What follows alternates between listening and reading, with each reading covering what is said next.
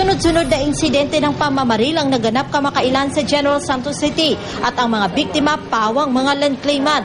Isa na rito si Lolito Gawan, kagawad ng Barangay San Jose Sigawan at kilala dahil may-ari siya ng ekta-ektaryang lupain sa Jansan. Mula pa raw sa kanyang mga ninuno ang nasabing lupain. Nitong linggo, binaril si Gawan sa loob ng kanyang sasakyan sa highway ng Barangay Kalumpang. Isang bala mula sa hinihinalang kalibre 45 ang tumama sa ilalim ng tenga ni Gawan.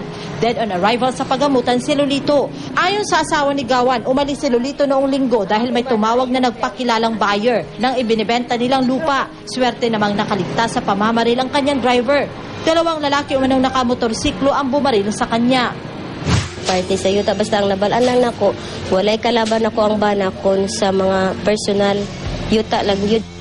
Gaya ng pamilya Gawan, kilala rin ang pamilya Paglangan dahil sa lawak ng kanilang mga lupain. November 12 nang pagbabarilin sa National Highway ang mag-anak na Paglangan.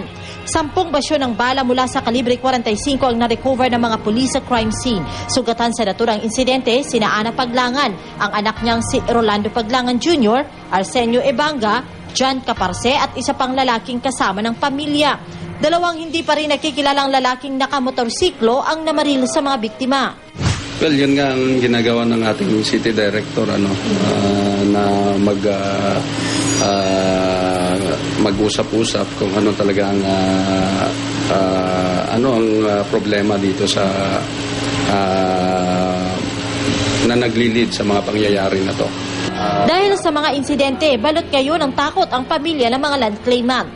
Anong dili man? Kamatayon good na. Nganong dili man mahadlok. Siyempre dapat unta kanang kuan good, kanang istoryahan nga personal ba dili nga kuan.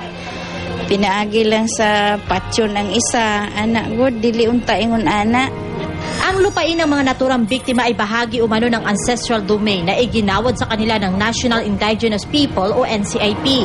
Sa ngayon, tinitingnan ang anggulo ng pag-aagawa ng lupa bilang isa sa pangunahing motibo ng mga naturang krimen.